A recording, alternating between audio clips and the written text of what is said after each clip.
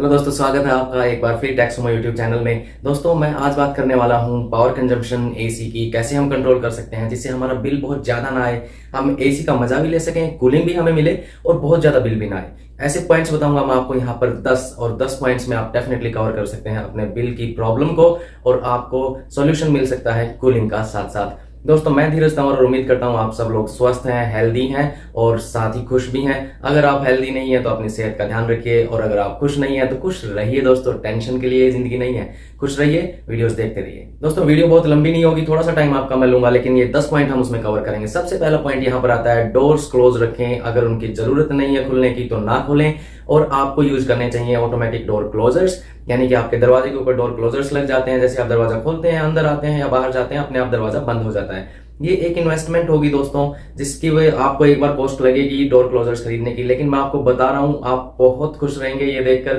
कि कभी दरवाजा खुला नहीं रहेगा अननेसेसरीली, वो बंद हो जाएगा अपने आप। और आपके रूम में, आपके कमरे में या हॉल में या पूरे घर में अगर एसी लगा है तो हर जगह कूलिंग मेंटेन रहेगी। दोस्तों, नंबर 2 पॉइंट यहाँ पर है कि आप अपने घर की विंडोज पे सन ब्लॉक यूज कीजिए। फिल्म आती है वो आप लगा सकते हैं जिससे कि धूप कम से कम अंदर आए, हीट कम से कम अंदर आए। और अगर आपको वो नहीं लगानी तो आप यूज कर सकते हैं कर्टन्स, और कर्टन्स को प्रॉपर्ली आप सेट करके रखें, इससे भी बहुत हद तक हीट कंट्रोल होती है। तीसरा पॉइंट यहाँ पर है दोस्तों, एसी का जो फिल्टर होता है, जहां से एसी रूम के अंदर की एयर को ही सर्कुलेट करता है लेकर, उस फिल्टर को रूटीनली साफ करें। मैं आपको कहूंगा कि हर 15 दिन में उस फिल्टर को जरूर साफ करें। कुछ मुश्किल नहीं है, उस फिल्टर को निकालिए और उसको रिवर्स साइड से अपने बाथरूम में ले जाकर शावर के नीचे रख दीजिए। रिवर्स साइड से आप देखेंगे कि सारा कचरा, सारी गंदगी ऐसे एक मिनट भी नहीं लगेगी आपको साफ करने में, तो उसको और बड़ा इजीली शावर के नीचे वो साफ हो जाता है। और शावर से इतना सही तरह से उस पर बिखर कर पानी गिरता है कि तेजी से वो साफ होने के साथ साथ डैमेज होने का खतरा भी नहीं रहता। नंबर 4 पॉइंट यहाँ पर है, जो एसी के वेंट्स होते हैं, जहां पीछे हीट निकलती है, या फिर आपके जो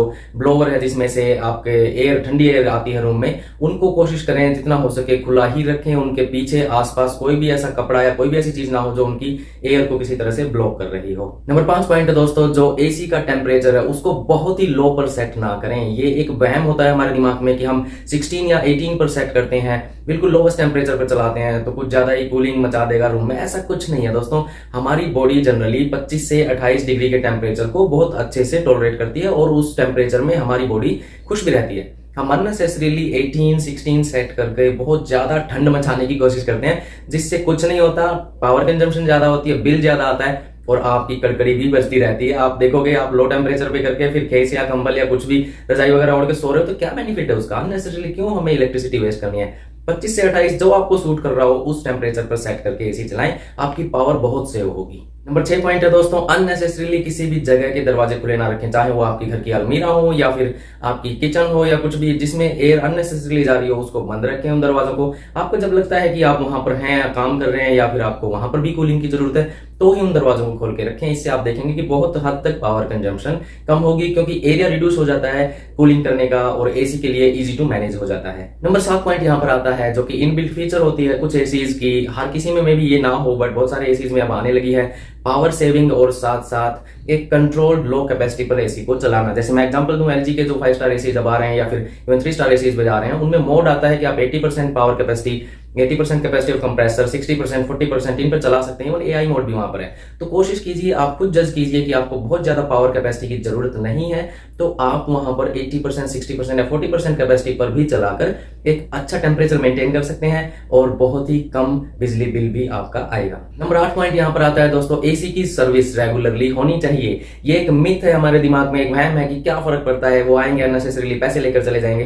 दोस्तों, इनिशियल फर्स्ट ईयर में तो वैसे ही फ्री होती है 2 सर्विसेज, उनको जरूर करवाएं। साथ ही रेगुलर सर्विस भी करवाएं, जैसे कुछ कंपनीज कहते हैं हर से 6 महीने में करवाइए या साल में करवाइए, जो भी उनका रूटीन है। कंपनी की बुकलेट में चेक कीजिए, जो भी रूटीन है उसको जरूर फॉलो कीजिए। मैं पर्सनली कहता हूं कि साल में 2 सर्विस होनी चाहिए, एक ओपनिंग सर्विस और एक क्लोजिंग सर्विस सीजन की जरूर करवानी चाहिए।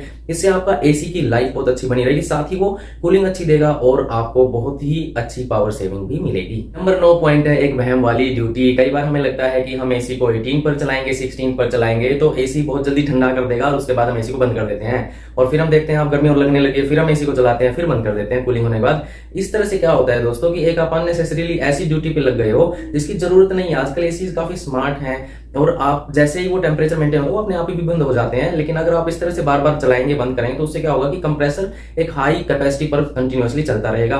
तो टेम्परेचर मेंटेन करने की कोशिश जैसे ही ऑन होगा फिर करने लग जाएगा। इस तरह से अननेसेसरीली आप पावर कॉस्ट अपनी बढ़ा रहे हैं, घटाने की बजाय। ये बस थोड़ा मन का वहम है कि हम बीच बीच में बंद कर देते हैं तो काफी अच्छा हम वहां पर पावर सेविंग कर रहे हैं, बट ऐसा नहीं है। ओवरऑल वहीं पर आके टिक जाती है बात। 10वां और आखिरी पॉइंट यहाँ पर दोस्तों मैं लेकर आया हूँ, ये है आपकी जो अगर स्प्लिट एसी है उसकी जो आउटडोर यूनिट है वो बहुत दूर नहीं लगवानी चाहिए। उससे आपकी जो कूलिंग कॉयल होती, कूलिंग लाइन होती है वो बहुत लंबी हो जाती है, वहां पर भी कहीं ना कहीं कूलिंग लॉस आपको मिलेगा।